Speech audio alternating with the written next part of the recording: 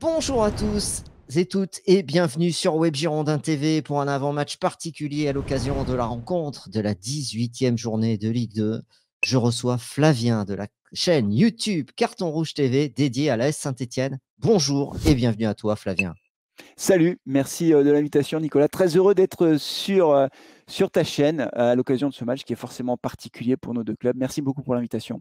Je suis ravi de te recevoir et ça me fait une petite émotion parce que je vous regarde des fois, je te vois, je t'écoute, je suis un peu les soubresauts de l'actualité des Verts à travers toi et d'autres sites aussi, d'autres médias indépendants sur les Verts et je suis vraiment très content. Voilà, merci. Merci, plaisir partagé, plaisir partagé. Merci beaucoup.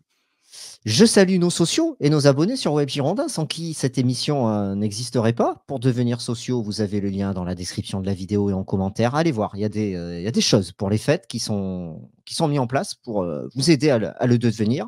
Et je vous invite à aller voir la chaîne aussi Carton Rouge TV tout de suite. Vous vous abonnez. C'est Allez, c'est les, c'est les on est dans copains. le sprint final, on veut 20 000 abonnés d'ici la fin de l'année, il en manque Ouais. 230, donc n'hésitez pas à vous abonner, ça fait toujours plaisir. Ce sera un cadeau de Noël en fait. Ah, c'est top, putain, 20 000, c'est énorme. On n'y est pas Franchement, encore, mais bravo. bientôt, j'espère. Ouais, ouais. Nous, on est qu'à 12 600 presque. Il en manque 3 ou 4 pour qu'on soit aux 12 600. Et on est très content. Comment vas-tu, Flavien? Et est-ce que tu peux te présenter en quelques mots ainsi que ta chaîne? Bah écoute, donc moi je suis Flavien, j'ai lancé la chaîne YouTube en 2018, une chaîne consacrée uniquement à l'AS Saint-Étienne en fait, hein. C'est une chaîne, on fait les avant-matchs, on fait les lives, je commente les matchs en direct et puis on fait les débriefs. Et puis de temps en temps, on a une émission qui s'appelle Carton Rouge le Mag avec des copains de Carton Rouge. On est une chaîne de supporters, on n'est pas journaliste parce que c'est pas notre métier. On essaye de rester objectif, mais on est forcément passionné. Et voilà, et donc c'est une chaîne qui marche plutôt pas trop mal, sachant que bah, pour tous les supporters stéphanois, c'est hyper compliqué, évidemment, parce que bah, comme Bordeaux, on est en Ligue 2. Et comme Bordeaux, je trouve qu'on n'a pas notre place en Ligue 2, que le club, son histoire, mais c'est exactement la même chose que les Girondins de Bordeaux. Tout ça fait qu'on devrait être en Ligue 1, mais qu'on enchaîne les mauvaises saisons. Et cette saison est difficile pour l'AS Saint-Etienne. Mais malgré ça, bah, on tient parce qu'on est porté par la passion, tout simplement. Écoute, ben, bravo. En tout cas, c'est vrai que ça fait du bien de se retrouver. Je sais que nous, on fait un petit peu la même chose que toi. On fait juste sur Web Girondin, on fait pas les matchs en direct, mais ça fait du bien de retrouver la communauté pour vivre tous ces moments. Je sais que moi, perso, c'est toujours des bons moments, même quand c'est des moments difficiles, mais de partager ça, on se sent moins seul. En tout cas, bravo pour ce que tu Merci. fais. Je sais que dans la communauté bordelaise, chez les sociaux, il y en a qui te suivent sur le Discord. Je salue les sociaux du Discord qui te suivent sur Carton Rouge TV. Est-ce que tu peux, Flavien, nous dire comment s'est passé en quelques mots le début de saison de l'AS Saint-Étienne? Bah, en fait, c'est assez bizarre parce qu'on a eu les deux premiers matchs qui ont été difficiles et après, on a enchaîné avec une série incroyable de 10 matchs sans défaite. On prenait plus de buts ou quasiment plus de buts. Et puis, on a eu deux blessures qui nous ont un petit peu déstabilisés, je pense. La blessure de l'Arseneur, le gardien, et de Batu Bisinca, qui est un solide défenseur qui est arrivé à l'intersaison, qui est vraiment, je pense, une bonne recrue. Mais ces deux blessures nous ont déstabilisés. Et là, on a commencé à enchaîner les contre-performances. On a pris 5 buts à Auxerre. Et là, ça fait 5 matchs qu'on perd, 5 défaites consécutives, avec bah, du coup les conséquences pour Laurent Batleus qui a été limogé. Laurent Batleus qui est arrivé l'année dernière au moment de la descente en Ligue 2. Il avait déjà été menacé par le passé parce que la saison dernière n'avait pas été très bonne. En début de saison aussi, il était un petit peu sur la sellette et finalement il avait réussi à redresser la barre et on ne sait pas pourquoi. C'est très bizarre d'avoir une équipe qui est capable de faire des bons matchs. Le match face à Angers par exemple, on avait gagné 2-0, on avait fait un super match et puis après une équipe qui se liquéfie pardon et qui n'arrive plus à faire trois passes, des passes à l'adversaire en permanence, un niveau de jeu affligeant, une équipe qui perd confiance. Voilà, alors maintenant on se retrouve avec Odo comme entraîneur, Olivier Dalloglio Mhm. qui est arrivé cette semaine. Là, ce sera son premier match sur le banc stéphanois à Bordeaux. Je ne sais pas trop ce qu'il vaut, on verra. Je ne suis pas super enthousiaste. Mais bon, il fallait bien tenter quelque chose. C'est toujours triste pour l'entraîneur qui est limogé, en tout cas pour Laurent Batleus, parce que je pense que c'est plutôt un gars sympa. Mais voilà, ça n'a pas fonctionné. Et nous, on espère remonter en Ligue 1, mais franchement, ça devient très hypothétique parce qu'on est huitième au classement et qu'on enchaîne les contre-performances. Et qu'en Eh plus, nous, oui, on aura la canne qui va arriver et qui va nous enlever pas mal de joueurs. Donc ouais, c'est compliqué. Compliqué, ouais. compliqué. Vous êtes sur 5 défaites consécutives, hein, Ouais, c'est ça. une élimination en Coupe de France. C'est vraiment justifié, Batles, parce que du regard bordelais, on se dit, bon, Batles, c'est quand même un entraîneur qui a des idées de jeu. Ils auraient peut-être pu lui laisser un petit peu plus de temps. Qu'est-ce que tu en penses, toi? Il fallait le sortir? Bah, ça me fait de la peine parce que je trouve que je pense que c'est quelqu'un de bien en fait. Dans le foot, il y a des mecs qui sont un peu tordus, qui ont la grosse tête, qui se prennent pour je sais pas quoi. Je pense pas que ce soit le cas de Laurent Batlle. Je pense que c'est un gars qui est sain, qui se prend pas la tête. Le seul truc, moi je lui faisais 2 reproches à Laurent Batlle. Le premier reproche que je lui faisais, c'est que je ne vais pas dire un manque de charisme, mais en tout cas, quand tu es entraîneur de l'AS Saint-Étienne, c'est un club avec des supporters passionnés, il y a de la pression autour du club. On a besoin d'avoir un entraîneur qui lève la voix. Un Antonetti lever la voix, un Galtier lever la voix, un Nouzaré lever la voix. Ça correspond un petit peu à l'image du club, ou en tout cas à l'esprit du club. Laurent Batlle, on l'entendait jamais lever la voix, même quand on se faisait voler par l'arbitrage, il disait jamais rien dans le vestiaire à la mi-temps du dernier match à domicile ou à l'extérieur, je sais plus, non, je crois que c'était à Amiens. Il dit aux joueurs, allez, c'est bien, on continue comme ça, alors que c'était une première mi-temps qui était nulle. Donc je lui reprochais un petit peu ce manque de capacité à lever la voix. Alors peut-être qu'il le faisait dans le vestiaire, mais honnêtement, nous, on n'est pas dans le vestiaire, mais en tout cas, face caméra, on le voyait jamais énervé, en tout cas, on l'entendait pas. Et le deuxième reproche que je lui faisais, c'est ses choix tactiques. Pendant très longtemps, il a voulu s'obstiner avec un 3-5-2 qui ne fonctionnait pas parce qu'on n'avait pas les joueurs de couloir pour faire ce 3-5-2 là. Il est arrivé avec un 4-3-3 un petit peu obligé, un petit peu contraint et forcé parce que ça marchait pas le 3-5-2, mais il ne faisait pas de rotation. En fait, il gardait toujours le même 11 de départ. Ses changements étaient difficiles à comprendre. En cours de match, on ne comprenait pas trop ses choix tactiques. Donc, un manque de lisibilité. Alors moi, je suis pas entraîneur, je suis pas joueur, j'ai pas été joueur professionnel de foot, donc peut-être que je comprends rien au foot, mais en tout cas, ce qui est sûr, c'est que je comprenais rien à ces changements. En tout cas, la plupart du temps, j'étais perdu. Donc c'est les 2 points que je lui reproche un petit peu. Après, le foot, c'est ça en fait, c'est quand tu as des contre-performances, c'est l'entraîneur qui en fait les frais. Vous en savez quelque chose à Bordeaux. Oui. C'est jamais les 11 joueurs qui sont, ou les 15 joueurs professionnels qui sont virés. Donc c'est aussi un peu la solution de facilité de virer l'entraîneur, c'est sûr. C'est quoi le projet là de la Saint-Étienne? Parce que nous, Bordeaux, notre projet, c'est plus un objectif, c'est de monter. Vous, il y a vraiment un projet de jeu, un Non, projet club ou non. c'est juste un Écoute, objectif comme nous, monter? ouais, c'est un objectif avec nous en toile de fond, si tu veux, la vente du club.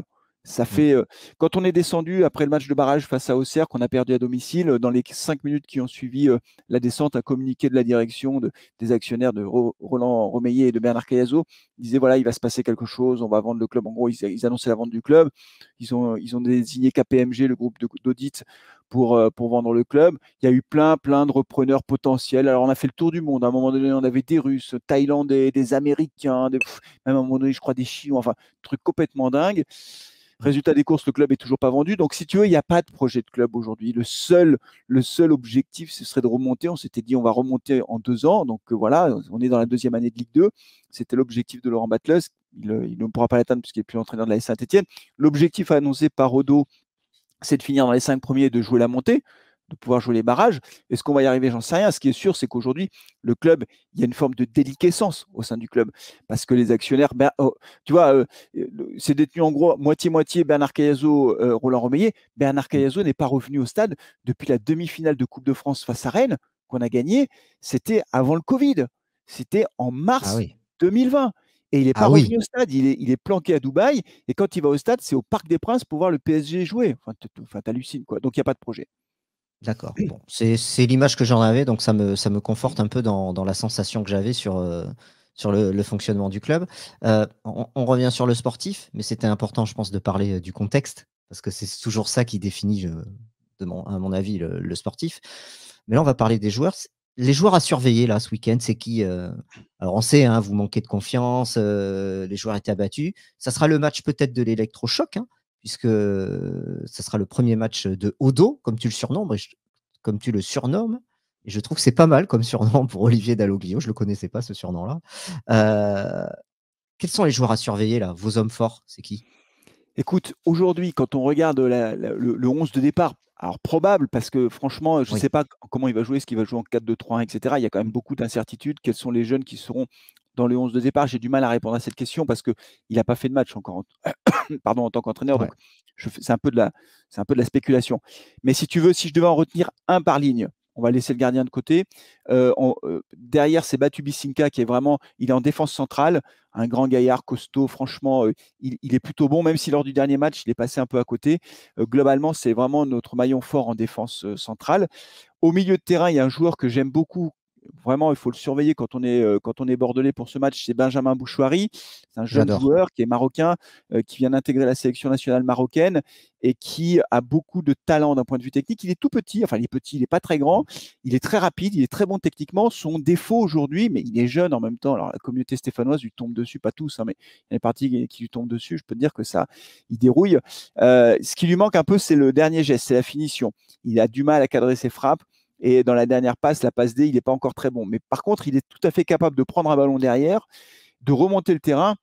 Il va de l'avant. Si tu veux, il y a beaucoup de joueurs aujourd'hui qui se planquent un peu, tu sais, au milieu de terrain, ils prennent le ballon, ils font une passe latérale ou une passe derrière pour pas prendre de risque et pas perdre le ballon. Lui, il y va, il prend le ballon, il fait un crochet, deux crochets, trois crochets. Alors évidemment, quelquefois, il perd le ballon, mais globalement, il est plutôt bon techniquement, balle au pied. Et après, par contre, ce qui lui manque, c'est la passe décisive, c'est la capacité à aller marquer un but ou faire la passe D. Et puis devant, on a Sissoko qu'on a récupéré de Sochaux.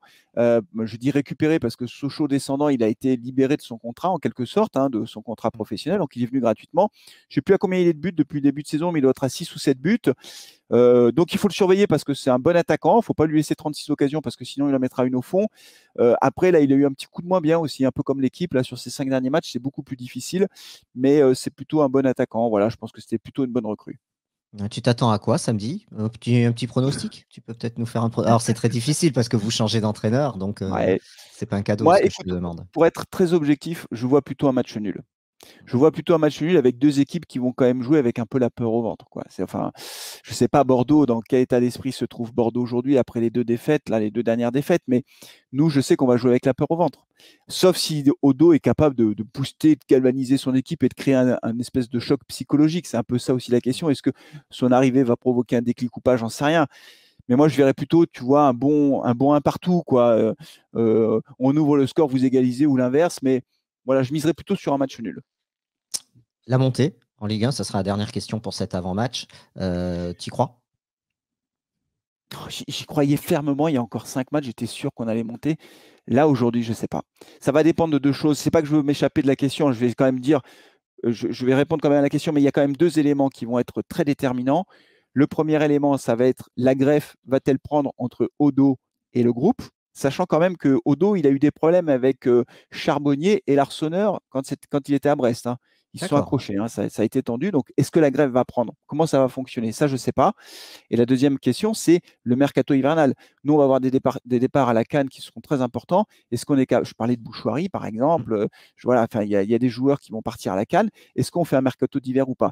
Après, ce que je vais te dire, c'est que je crois encore, parce qu'il reste beaucoup de matchs quand même, je crois encore en notre capacité à terminer dans les 5 premiers. Les deux premiers, c'est pas la peine, j'y crois pas. Mais les 5 premiers, ouais, j'y crois un petit peu.